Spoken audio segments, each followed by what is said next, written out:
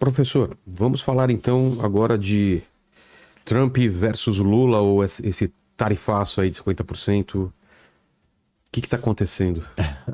E para onde vamos? A gente tem vários pontos sobre isso, né? Uma das perguntas que a gente pode responder é por que isso aconteceu? E por Quem, que aconteceu? quem causou isso? Quem é a causa disso? E basicamente até agora eu acho que eu mapeei 8 possíveis causas. A primeira causa é... A reunião dos BRICS aqui. E o que eu não vou falar em ordem de importância. tá. Vou falar em ordens aleatórias. Tá. Depois eu explico qual que eu acho que é. Tá bom. Uma delas, de novo, não é a ordem do que eu acho que é, né? Bolsonaro. Isso está acontecendo por causa do Bolsonaro. Essa é uma das explicações. Tem um monte de gente que acha que é por isso. Uma boa parte da esquerda quer dizer que as tarifas estão sendo colocadas por causa do Bolsonaro. Essa é uma explicação. Por causa da prisão do Bolsonaro. Isso, pelo que está acontecendo com o Bolsonaro. Tá. Essa explicação tem algum embasamento? Tem nas falas do Trump. Porque a carta dele fala disso. E muita gente está usando o fato da carta começar com esse assunto como um indicador de que é o fator principal. Ah, começou com isso, então é isso. Não. Tipo assim, não necessariamente. Tá bom que ele começou com isso. Pode ser que seja o assunto menos importante. Eu começo do mais suave até chegar no mais pesado. Tipo, assim, não dá pra gente dizer que esse é o fator, é o critério determinante pra dizer que é o Bolsonaro. Porque a carta começa com ele. Ah, não, mas ele postou na rede social. Ele postou na rede social também sobre o Netanyahu. Que a investigação do Netanyahu é um absurdo e tal. E as pessoas que falam que é por culpa do Bolsonaro usam as falas do Trump e a fala da carta para justificar isso. Nem toda fala de um político ela corresponde a uma intenção. Ela não é o motivo pelo qual ele está fazendo uma coisa. As falas têm um papel retórico, tem um papel de apaziguar a sua base, tem um papel de você distrair as pessoas, tem um papel, deixa eu dar alguma coisa para alguém já que eu tô nesse contexto. Então tem um monte de razões para ele ter falado isso. A gente não tem informação suficiente para dizer que é só por isso. A minha análise mostra que não é por isso. Hoje mesmo, ontem, o Trump virou e falou assim: eu não sou amigo do Bolsonaro. Eu não conheço ele. Eu conheço ele como um chefe de Estado. Eu encontrei com ele pouquíssimas vezes. Ele não é meu amigo. Se ele não é seu amigo, você não está disposto a sancionar um outro país que você tem superávit, que você ganha dinheiro com esse país para salvar essa pessoa que não é seu amigo. Então, assim, não é só a fala dele, é todas as falas que tem que ser consideradas e você colocar na mesa. A amizade, suposta amizade que o próprio Trump disse que não é amigo, não vale mais do que os 450 bilhões de dólares que os americanos ganharam com o Brasil nos últimos 15 anos de comércio. Porque os Estados Unidos têm superávit com o Brasil. Ao contrário do que diz a carta, né? Isso, ao contrário do que diz a carta, ou seja, tá aí, mais um argumento para mostrar que nem tudo que está escrito ali é real, é bem pensado, é bem elaborado e quer dizer a verdade. Ponto. Não é só porque está ali que está cravado que é por isso que a culpa é do Bolsonaro. Tá. Talvez existam segmentos de bolsonaristas muito fiéis que também acham que isso está acontecendo para salvar o Bolsonaro. E talvez hoje eles estejam mais envergonhados porque essa é a narrativa que a esquerda quer emplacar. Então, se ele estiver falando isso, ele está corroborando com a narrativa da esquerda máxima. Então, essa é uma explicação. Segunda explicação por questões comerciais. E a carta fala disso. as questões comerciais, elas se dividem em 2 temas, porque o Trump confunde os 2 temas. Um é, eu tenho superávit ou déficit com as nações que eu estou comercializando. Ou seja, eu vendo mais ou eu compro mais? Se for só sobre esse assunto, a carta não faz sentido, porque os Estados Unidos é superavitário com o Brasil. Mas um segundo elemento das discussões comerciais todas que o Trump traz não é a discussão de se é superavitário ou não a relação comercial. É do Brasil ser protecionista. Isso. E neste ponto... Tem razão. Tem razão, porque o Brasil é protecionista. Mas já não é superavitário, então que diferença faz ser protecionista? Bom, se tirar as proteções, vai ser ainda mais superavitário. Então os Estados Unidos está deixando de ganhar muito dinheiro com o Brasil por causa das nossas políticas comerciais. Então, essa é uma possível explicação do porquê. E ela tem uma sustentação numa parte dela, na outra não. Entendi.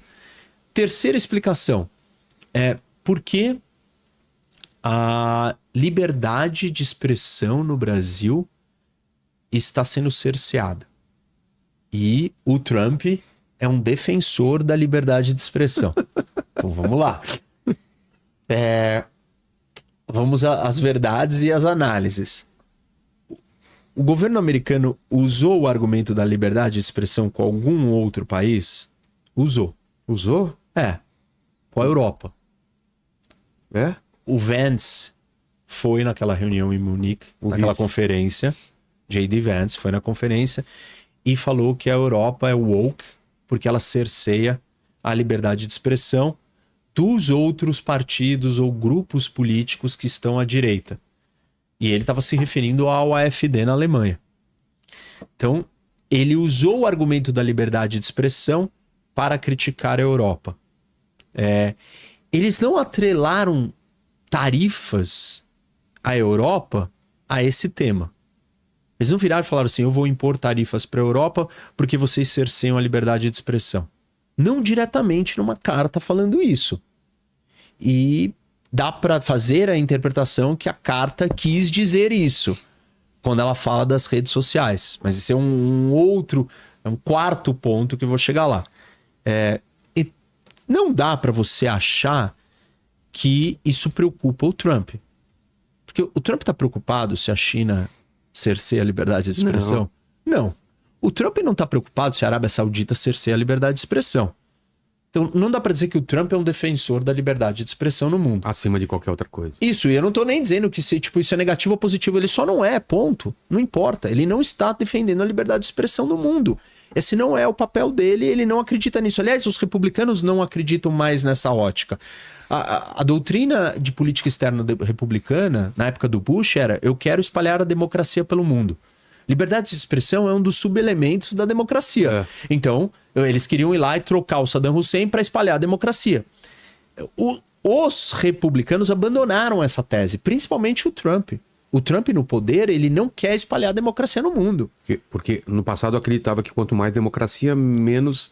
Ainda se acredita nisso. Mas ele não está disposto a interferir e criar um problema com outros países e se meter e derrubar um governo, um regime por causa da democracia, por causa da liberdade de expressão. Senão ele teria que estar fazendo isso com a Arábia Saudita, com a China. E não é esse o argumento. Coreia do Norte. Com todo mundo. Ele não está fazendo, ele não tá impondo tarifas à China porque a China não tem liberdade de expressão. A China nem vale. Vamos pegar um outro que seja aliado. A Arábia Saudita, que é uma ditadura que não tem liberdade de expressão. E ele não está fazendo isso com a Arábia Saudita. E ele não está fazendo isso com nenhum país do mundo. Ah, não, mas no Brasil a liberdade de expressão é pior. Não, não é pior que na Arábia Saudita, pô. Sonho, pô, pura fantasia, ficção. Por mais que a gente possa ter o problema que quiser sobre liberdade de expressão, nós não temos esse problema aqui nesse nível. Então não é por isso que ele está fazendo isso também. Quarto ponto. Democracia. Porque o Brasil não é mais uma democracia. E uma parcela da população, principalmente na direita, acha que o Brasil não é mais uma democracia. Tem esse discurso. Pô, não, você já ouviu esse discurso? Já, mas eu levo como brincadeira, né? Não é possível que alguém eles levam a acredite sério. nisso. Claro né? que levam. Super a sério. Fora o Monark, Meu, tem um monte de gente que tá assistindo aqui que deve ver. estar em surto, gritando: o Brasil não é, o Brasil é uma ditadura, o Brasil é uma ditadura. Então o Trump veio salvar a gente da ditadura. depois você vê aí se o pessoal tá achando que a gente tá numa ditadura já. Bom, então aí o Brasil é uma ditadura e aí o Trump veio aqui pra salvar a gente de ser uma ditadura. O Fernando aqui falou, democracia onde? Tá vendo? Eu tenho gente que realmente... Vai ter um monte de gente. O Trump não quer disseminar democracias pelo mundo. Ponto. Não quer. Ele não quer fazer isso. Ele não quer derrubar a Arábia Saudita porque ela não é uma democracia. Ele sequer quis derrubar o Irã. Ah, mas ele sanciona a Venezuela e ela não é uma democracia. Ele não sanciona a Venezuela porque ela não é uma democracia. Ele sanciona a Venezuela porque ela é anti-americana, ela não é um aliado americano, porque ela cria problemas para os Estados Unidos. Porque ela mexe com o interesse nacional americano diferente. Não é pelo elemento democrático. Para ser pelo elemento democrático, você teria que isolar essa variável e testar ela em todas as outras condições e ela teria que ser aplicada. Não é isso. Se ele não aplica isso com outros países que não são democracias, então claramente é alguma outra coisa que tem aqui no Brasil que faz ele se preocupar com o Brasil. Claro isso? Claro. Tá. Quinto argumento. Quinta possível explicação. Não, vamos voltar porque tem um ponto a ser esclarecido aqui na quarta, que é: mesmo que o Brasil tenha problemas democráticos, e ele pode ter, porque democracia não é absoluto, não são valores absolutos. Sim. Você não vira e fala assim, você é uma democracia, você não é uma democracia. Alguns dos três poderes em algum momento pode Você tem uma escala que vai do menos democrático ao mais democrático. Tá. Claro, chega uma hora que você fez tanta coisa não democrática que você cruzou uma linha e não dá mais para te chamar de democracia de forma alguma. O Brasil não cruzou essa linha. Não é porque um dos poderes, no caso, o judiciário ou o STF, exerce a sua função de forma politizada que o Brasil deixou de ser uma democracia por completo. Ele não deixou. São milhões de elementos que têm que ser considerados para você cravar: o Brasil não é mais uma democracia. Nós não descumprimos todos esses critérios e fatores para a gente dizer que nós já chegamos nesse lugar. Isso não aconteceu ainda. Não se compara. O Brasil não tem nada a ver com a Venezuela. Nada a ver. A Venezuela não é uma democracia. O Brasil está muito distante da Venezuela. Em centenas de critérios e análises objetivas e claras. Então, ponto. Não dá pra gente falar isso. Isso não quer dizer que o Brasil não tenha problemas como democracia. Pode ter os problemas que forem. Mas não dá pra dizer que o Trump tá escolhendo isso. Porque tem outros lugares que tem problemas também e ele não está fazendo isso. Então deve ter alguma outra coisa aqui que tá fazendo ele fazer isso. Quinto ponto. Ele quer proteger as empresas de tecnologia dos Estados Unidos. Por causa desse aviso em relação às Por redes causa sociais. das medidas do STF em relação às redes sociais. E aí o argumento ele surge da seguinte linha de raciocínio. As empresas de tecnologia estão próximas do Trump. E a gente precisa resgatar quem está próximo e como elas estão próximas. Por que elas todas se aproximaram do Trump? Por causa de uma figura. Elon Musk. O Elon Musk pegou o dinheiro dele, botou na campanha, virou um ativista político, parou a vida dele, abandonou todos os negócios dele, levou os negócios dele a quase falência para querer virar ativista político.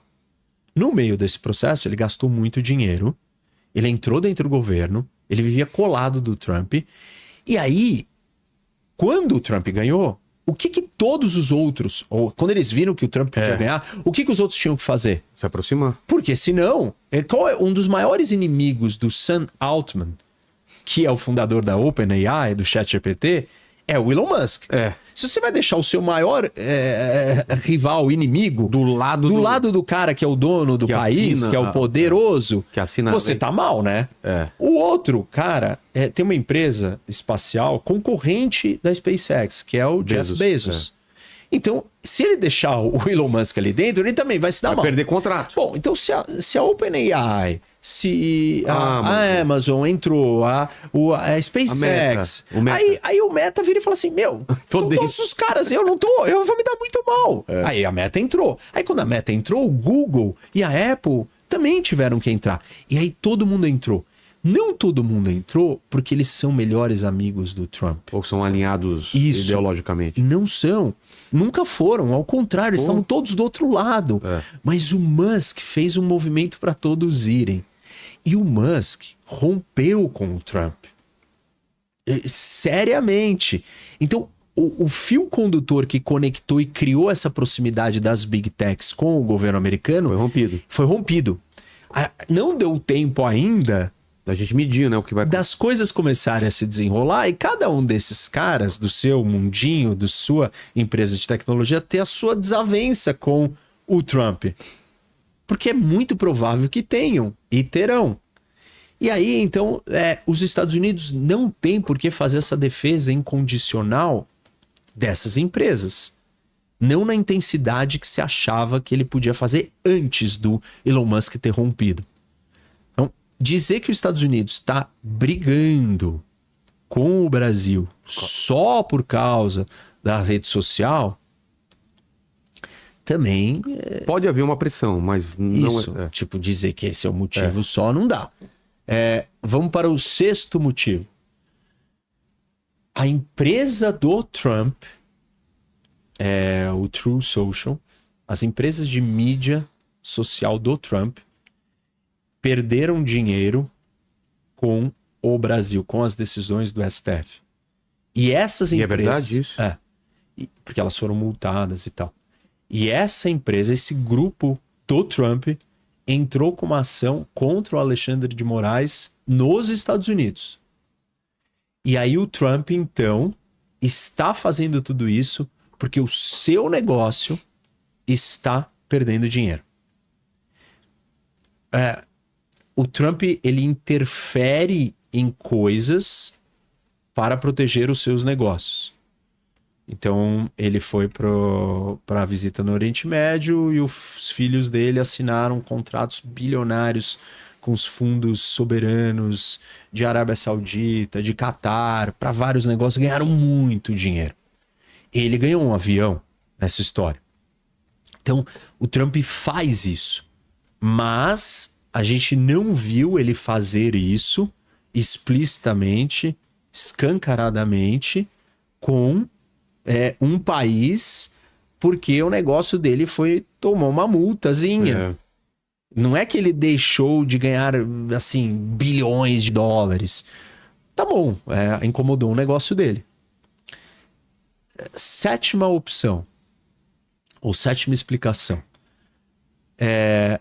O Lula, a política externa brasileira, decidiu se aproximar do eixo das ditaduras. Uma das maneiras de fazer isso é com os BRICS. Mais colado nos BRICS, mais alinhado, mais porta-voz dos BRICS de um tema que incomoda os Estados Unidos, que é geopoliticamente sensível, que é o dólar. E aí, então, o Brasil decidiu virar o porta-voz maior dessa ideia dos BRICS criarem uma moeda para confrontar, competir, ou pelo menos não substituir o dólar. Ou pelo menos não só ficar atrelado usando ao dólar. Essa medida é uma medida de Estado do Brasil. O que eu quero dizer com isso? Ela é uma política de Estado, ela não é uma política de uma discussão interna. É o Brasil se posicionando para o mundo. Não é um tema interno de política doméstica brasileira. O tema de regulamentar as redes sociais, ele é um tema principalmente interno. Ele tem um efeito na empresa de fora? Tem. Porque ela deixa de ganhar dinheiro aqui, mas é a regra do país. Ah, não, mas ela perdeu dinheiro lá fora porque teve a multa. Tá bom. Mas na sua grande maioria ele é uma discussão interna. O Bolsonaro ser preso é uma discussão interna. A maioria dessas coisas, elas são discussões internas. E é diferente isso de uma política externa do Brasil, porque é uma política do país. O país escolheu tomar um lado, andar numa direção. E isso cria uma retaliação, uma resposta. Uma retaliação não no sentido de negativo, mas cria uma resposta por parte do outro lado. Então, o que está acontecendo? O Trump e o governo americano podem estar respondendo a isso. E isso me parece o mais plausível. Por quê? Porque é isso que está acontecendo com o Panamá. Quando o Panamá deu a exploração, a administração do canal para a China, ou seja, o Panamá se aproximou da China. A questão da Groenlândia, ela passa por isso, porque a rota, ela é uma área que a China e a Rússia estão muito interessadas, então os Estados Unidos quer ter uma posição ali estratégica mais próxima dos dois. Os movimentos maiores dos Estados Unidos estão ligados com as discussões geopolíticas. Claro. Então, esse me parece das questões mais fundamentais do porquê isso está acontecendo, junto com a questão comercial. Aí tem uma outra possível explicação, que é simplesmente o Trump é assim. Talvez seja mais... Tipo, ele tá fazendo isso com todo mundo. E tipo assim, não precisa de uma razão. Ele só precisa mostrar força, ele quer mostrar que ele pode mais, ele quer extrair alguma concessão, ele quer extrair alguma vitória política, comercial, econômica, estratégica. Ele quer obter vitórias. E ele tá usando o poder dele para ganhar vantagem. Sem uma causa, porque ele tá fazendo isso com o planeta inteiro. O planeta inteiro está recebendo cartinhas. O planeta inteiro foi tarifado. Isso é a prática dele. Dentro da história dos BRICS, eu costumo falar que os BRICS não têm utilidade, eles não são fortes. E aí as pessoas questionam, mas se não é forte, então por que você está dizendo que o Trump está preocupado com isso? O Trump está preocupado com o Canadá. O Canadá é uma nação, assim, basicamente nula no mundo, geopoliticamente falando. Ele não tem tamanho, não tem força, não é uma ameaça, é um país pacífico, pacato, quieto. Qual é o problema que o Canadá tem com os Estados Unidos? Nenhum. E o Trump está incomodado com o Canadá. Então, você não mede a reação do Trump só em termos do que representa real de ameaça. Ele se vendeu e ele se posicionou como um líder forte. Um líder forte responde a qualquer cutucada. O Brasil sair falando todo dia que tem que acabar com o dólar é uma cutucada. E por que eu vou me calar? Não importa que isso não vai se materializar. Não importa que esse grupo não é forte. Ou falando sobre a atuação dos Estados Unidos no Irã. Isso, não importa o que seja. Por que eu vou deixar barato? Se eu não deixo barato com o Canadá, que é meu vizinho, meu parceiro, meu aliado, meu amigo de longa data, inofensivo a mim, por que eu vou deixar um outro país falar o que quer sobre mim? Então, basicamente, tem um monte de fatores, né? A gente pode olhar sobre todos esses. Eu acho que os três principais. Porque eu sou assim, eu faço assim, eu faço isso com todo mundo. Porque os BRICS, a política externa brasileira, no geral, a maneira como o Lula se coloca, cada vez mais próximo da China, tal, defesa, porta-voz dessa história. Próximo da Rússia. Isso. Até porque ele já falou que todo mundo dos BRICS que adotasse essa moeda ia ter 10% de tarifa.